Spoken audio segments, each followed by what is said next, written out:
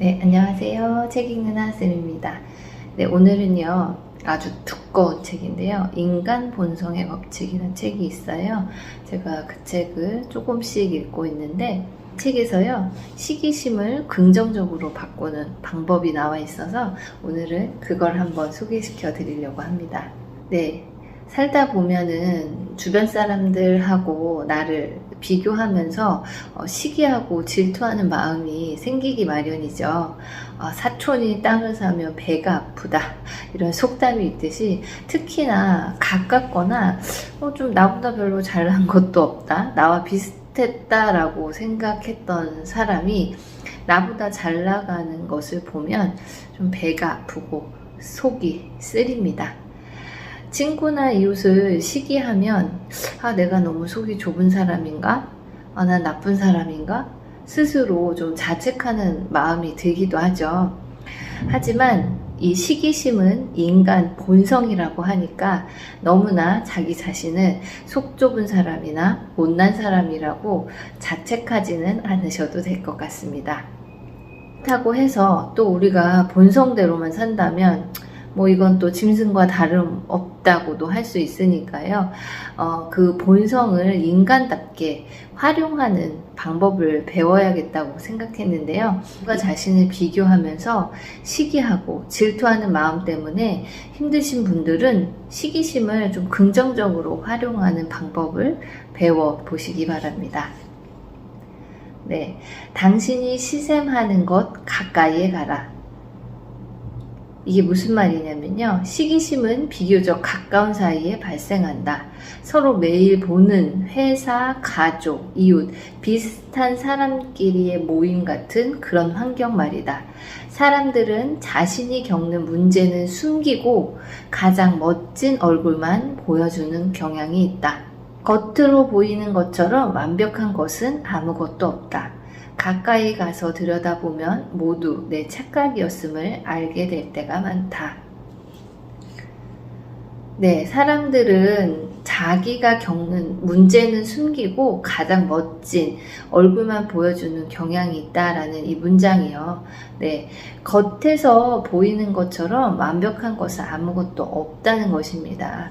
특히나 요새는 SNS의 발달로 참 내가 알고 싶지도 않은 내 지인들의 사생활까지도 매일 접하게 되는데요. SNS를 통해서 바라본 지인들의 모습은 대부분 아마도 굉장히 여유롭고 행복해 보이고 유능해 보일 거예요.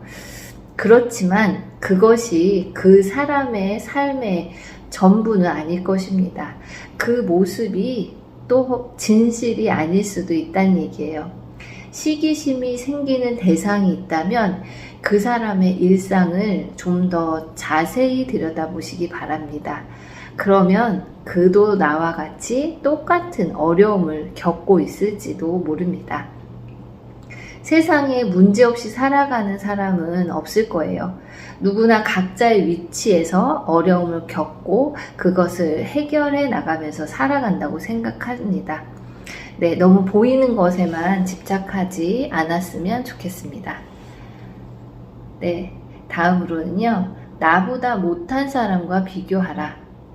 나보다 덜 가진 많은 이들에 대한 공감 능력이 자극될 뿐 아니라 실제로 내가 갖고 있는 것들에 대한 감사의 마음이 더 커질 것이다. 이런 감사의 태도는 시기심을 없애는데 가장 좋은 약이다. 이와 관련해서 당신이 늘 당연하게 생각하는 당신의 삶에 온갖 긍정적인 것들을 글로 써보는 방법도 있다. 감사하는 태도는 운동이 필요한 근육과 같아서 자주 써주지 않으면 위축된다. 네, 누군가에게 시기심이 들 때는 오히려 감사하는 마음을 생각해 보라는 거예요. 나보다 덜 가진 사람들을 생각하면서 내가 갖고 있는 것에 감사하는 태도를 가져야 하고요. 감사하는 태도는 운동처럼 연습이 필요하다고 합니다. 우리는 보통 나보다 많이 가진 것처럼 보이는 사람들에게 초점을 맞추기 마련인데요. 하지만 더 현명한 대안은 나보다 덜 가진 사람을 쳐다보는 것이라고 해요. 이렇게 하다 보면 나보다 덜 가진 많은 이들에 대한 공감 능력도 생기고 또 자극이 될 뿐만 아니라 실제로 내가 갖고 있는 것들에 대한 감사하는 마음이 더 커질 수 있습니다. 이런 감사의 태도는 시기심을 없애는데 가장 좋은 약이라고 합니다. 네, 오늘부터 내게 주어진 감사한 것들 한번 글로 적어 보시는 거 좋을 것 같습니다. 네, 인간의 욕심은 사실은 끝이 없어요. 하나를 얻으면 또 하나를 얻고 싶어 하는 것이 사람의 마음입니다. 만족하지 못하는 삶에 행복은 없다고 하죠. 비교하고 시기하는 마음을 감사하는 마음으로 바꿔보는 건 어떨까 생각했고요. 이런 노력이 필요할 것 같습니다. 그리고 감사는 특별한 것이 주어져서 하는 것이 아니라고 합니다. 내가 지금 누리고 있는 것들을 의식적으로 한번 돌아보면 평범한 것들도 당연히 주어진 것이 아님을 알게 되고 감사한 마음이 생겨납니다. 근육을 키우듯 매일 감사하는 태도를 길러보시기 바랍니다. 네, 미트 프로이데를 활용하라. 네, 이 말은 저는 이 책에서 처음 들었는데요. 미트 프로이데, 니체가 한 말이라고 하네요. 함께 기뻐하란 뜻이래요. 이거는 단순히 축하가 아니라 정말 진심으로 공감하고 내일처럼 기뻐하는 이런 능력이라고 하는데요. 타인의 기쁨을 상상하면서 크게 기뻐할 수 있는 것은 가장 고차원적인 동물에게만 주어지는 최고의 특권이다. 이 말은 곧 타인의 행운을 그저 축하하는 데서 끝나지 말고 그들의 기쁨을 함께 느끼려고 적극적으로 노력해 보려는 뜻이다. 기쁨을 함께 한다는 것은 일종의 공감이다. 이 공감 능력도 인간만이 가질 수 있는 행위라고 합니다. 타인의 기쁨을 함께 기뻐할 수 있는 사람은 그만큼 자신의 행복도 커지는 법이라고 하죠. 공감 능력은 살아가는데 매우 중요한 능력입니다.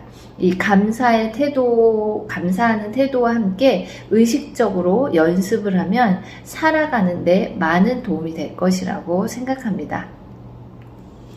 시기심이 아닌 본보기의 대상으로 삼아라. 머릿속에 계속 비교가 진행되는 것을 중단시킬 방법은 없다.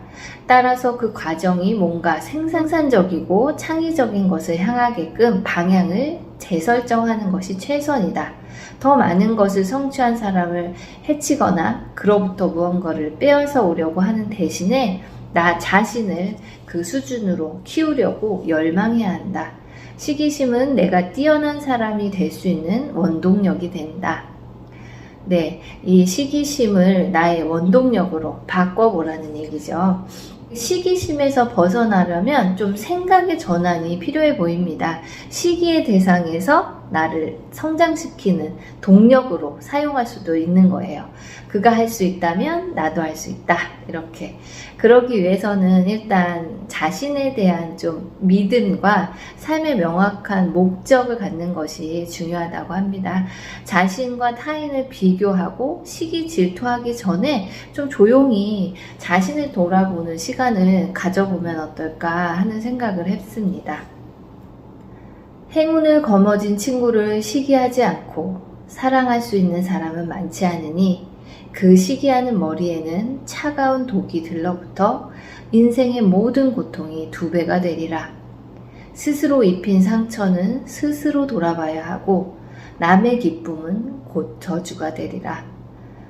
네, 고대 그리스 극작가 아이스 킬로스의 말이라고 합니다. 시기심은 남과의 비교에서 비롯됩니다. 타인의 행복만 보지 말고 내가 가진, 자신이 가진 소중한 것들에 집중해 보세요.